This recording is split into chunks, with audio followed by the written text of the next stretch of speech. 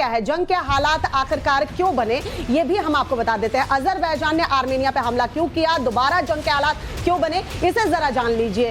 इसे जानना इसलिए जरूरी हो जाता है क्योंकि इस वक्त जो हालात हैं, एक देश ने दूसरे देश के ऊपर अटैक कर दिया और युद्ध छिड़ चुका है। तो ये दोनों पड़ोसी देश हैं और इनके बीच में जो विवाद है वो नागोर्नो काराबाख इलाके को लेकर है, जिसे दोनों अपने कब्जे में लेना चाहते हैं। 1994 से लेकर के नागोर्नो काराबाख का पहाड़ी क्षेत्र आर्मेनिया के कब्जे में है, जबकि अजरबैजान इसे अपना हिस्सा हमेशा मानता आया है और इसी हिस्से को लेकर के ये विवाद दोनों देशों के बीच है।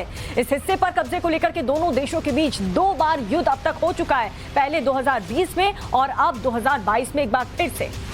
अजरबैजान और आर्मेनिया के बीच जो ये युद्ध चल रहा है, हम देखिए ये तस्वीर के जरिए भी आपको दिखाने की कोशिश कर रहे हैं कि किस तरीके से अजरबैजान ने आर्मेनिया के ऊपर अटैक किया है और जो युद्ध की वजह, जो इलाका बताया जा रहा है वो भी हम आपको दिखा रहे हैं। नागोर्नो काराबाख वो इलाका जिसे लेकर अजरबैजान और आर्मेनिया के बीच टेंशन हमेशा से रही है, सीमा विवाद हमेशा से रहा है और 2020 में भी युद्ध हो चुका था जिसमें रशिया ने मध्यस्थता की थी और रशियन ट्रूप्स जो आप देख रहे हैं नागोर्नो काराबाख, इसमें रशियन ट्रूप्स भी जो हैं वो मौजूद हैं। अजरबैजान ने भी स्टेटमेंट जारी किया था और बताया था कि रशियन ट्रूप्स नागोर्नो काराबाख इलाके में मौजूद है, जिसे अजरबैजान नहीं चाहता है। अजरबैजान ने जब पिछली बार अटैक किया था आर्मेनिया पे 2020 में, तो उसका कहना था कि इस इलाके पर उसने अपना कब्जा कर लिया। इस विवादित इलाके को लेकर रशिया जो है वो कई बार अजरबैजान और आर्मेनिया के भी मध्यस्थता करा चुका है। 2020 में यह मध्यस्थता हो चुकी थी, लेकिन अभी रशिया के हालात ऐसे नहीं है कि रशिया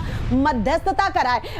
डिनी साहब आपके पास आते हुए, टर्की जिस तरीके से ड्रोन सप्लाई कर रहा है अजरबैजान को, पिछली बार भी देखा गया था, इस बार भी टर्किश ड्रोन का इस्तेमाल सबसे ज्यादा अजरबैजान कर रहा है। टर्की यहां फायदे में नजर आ रहा है, पिछली बार लड़ाकों को भी उतारा था, लेकिन रशिया ने सीरिया के ऊपर अटैक की बात की थी, टर्की को धमकाया था।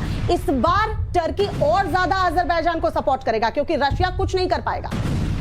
देखिए, टर्की का जहां तक संबंध है, वो एक ग्लोबल इस्लामिक लीडर के तौर पे अपने आप को देखने की कोशिश काफ़ी सालों से कर रहा है, जिस वजह से उनको सऊदी अरब के साथ में भी उनकी कई सारे झड़प हुए हैं। तो ऐसे मौके पे जहाँ पर एक फेलो मुस्लिम नेशन अजरबैजान को मदद करने की जब ज़रूरत पड़ेगी तो टर्की 100% उनको मदद भी करेंगे।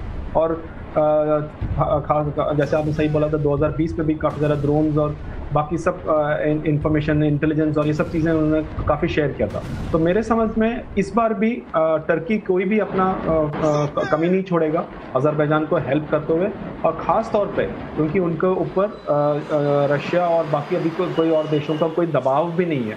तो मेरे ख्याल समझ में टर्की जितना मदद कर सकता है अजरबैजान को उतना करेंगे, उसमें कोई दो राय नहीं है।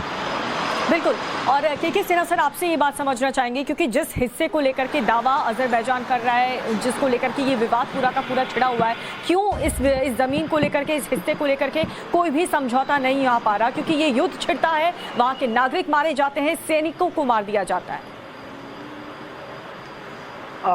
देखिए दीपिका, जो आप पूछ रही हैं कि नागोर्नो काराबाख का जो पूरा कहानी है वो 20वीं सदी की कहानी है। ये जो इतनी कॉन्फ्लिक्ट है वो 20वीं सदी से चली आ रही है और हमने 1988 में देखा है, जो कि आपके में जब हम आते हैं तो उस समय ये खुलकर सामने आ रही है।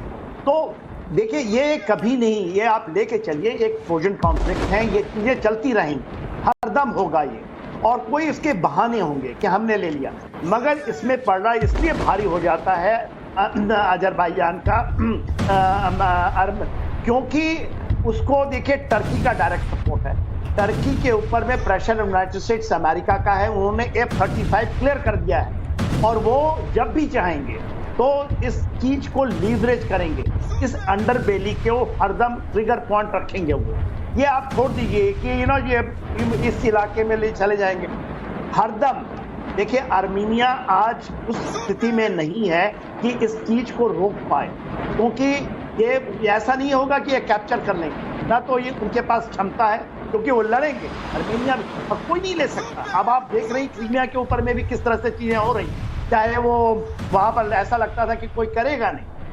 आज ये लेके चलिए, ये मान के चलिए कि ये ट्रिगर पॉइंट्स उस समय एक्टिवेट होगा, क्योंकि ये बहुत इंपॉर्टेंट एरिया है। ये देखिए, कैस्पियन सी ब्लैक सी के बीच का हिस्सा है जी। अंडर बेली रशिया का। देखिए आज ये आप कहते हैं ना सेंट्रल एशिया रिपब्लिक, एक मैं उदाहरण देता हूं, ताजिकिस्तान विरोध कर रहा है रशिया का, वो उसका बहुत बड़ा सपोर्टर था, मगर यूक्रेन के ऊपर में खुले तौर पे आ गया, जबकि वो हिस्सा है एससीओ में।